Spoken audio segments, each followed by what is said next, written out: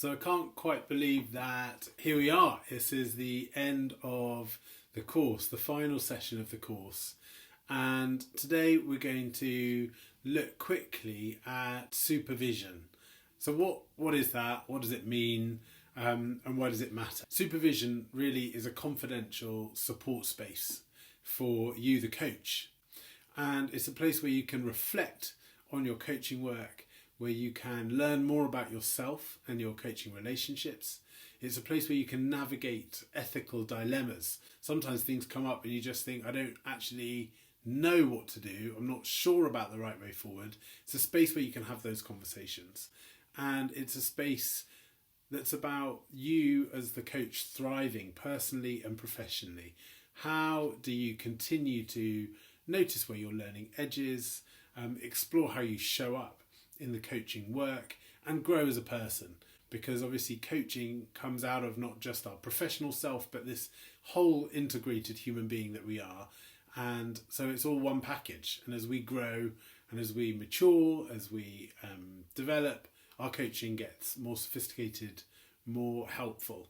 And when I say more sophisticated there, in some ways it might actually mean doing less and being simpler and less needing to perform, and more being kind of integrated and attuned to what we're thinking, what we're feeling, what we're noticing in the moment.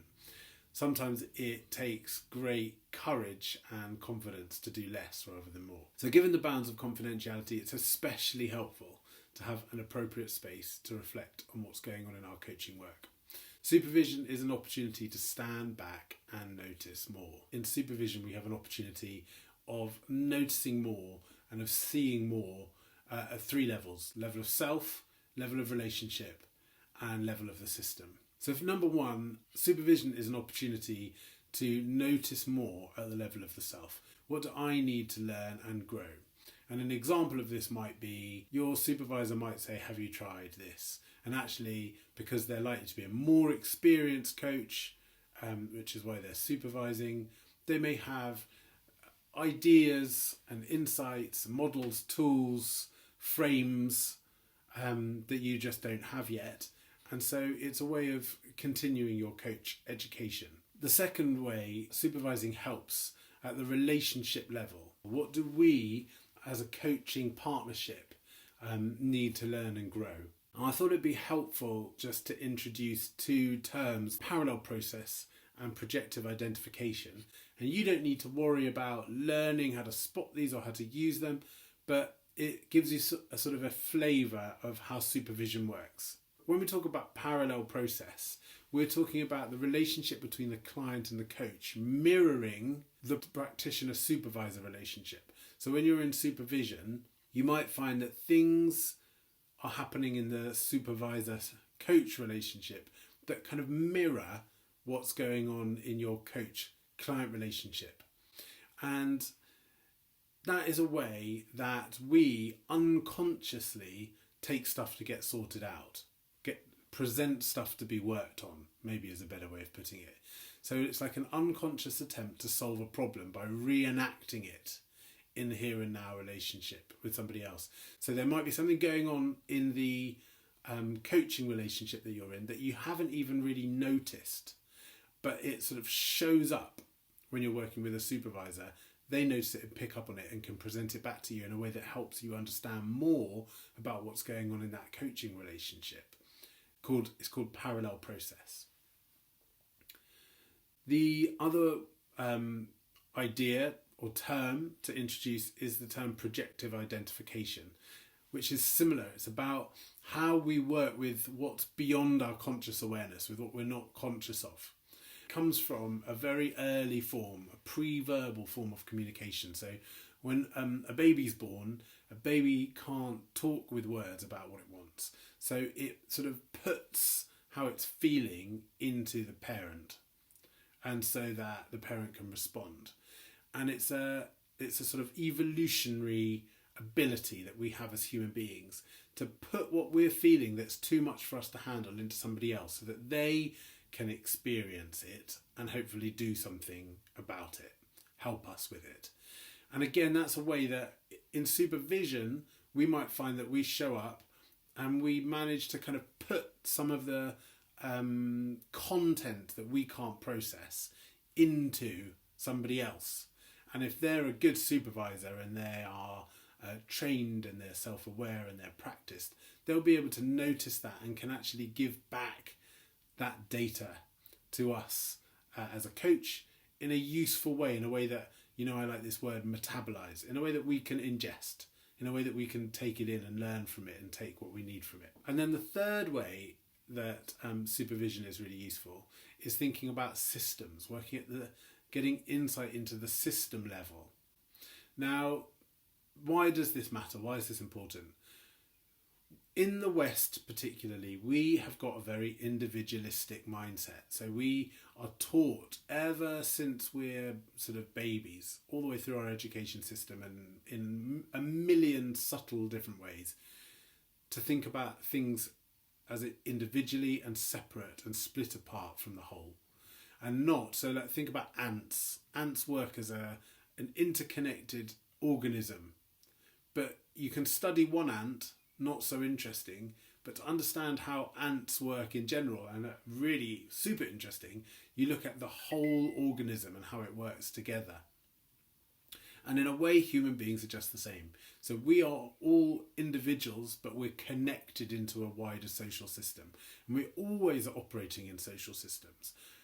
And when we're coaching an individual in front of us, again, we can find that we slip into a kind of individualistic way of thinking, because that's the culture, that's the dominant worldview, that's the kind of inherited way of looking at the world, the inherited paradigm.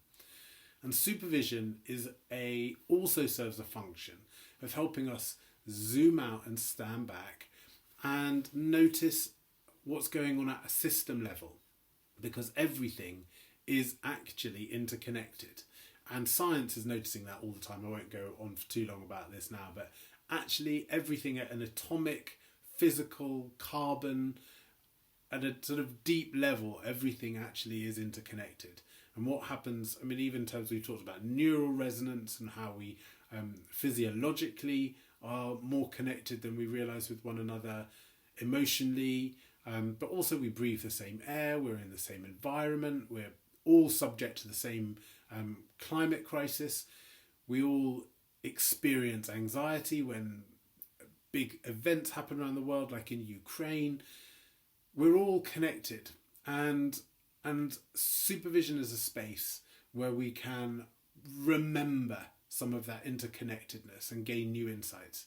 And the example that I love to use when I'm helping people to reflect and think about systems thinking is the reintroduction of wolves into Yellowstone National Park in 1995. And there's a little video of this in the workbook, a link to a George Monbiot video in the workbook. But it's a great example of how what seems like a small and isolated action has got much greater and far more far-reaching implications and ramifications than we anticipate. So in that story, the wolves get reintroduced, and there are only 5, I think, wolves reintroduced into Yellowstone National Park. But the subtle knock-on effects, how the wolves change the deer's behaviour, leads to a regeneration of biodiversity, and the regeneration of biodiversity actually ends up transforming the landscape by stabilising the forest, stabilising the banks of the rivers, changing the course of the water, to the extent that the physical changes of reintroducing 5 wolves into the national park end up being able to be visible from space. Not because of deer that are being hunted, but actually because of even the shape and the course of the river that runs through the park.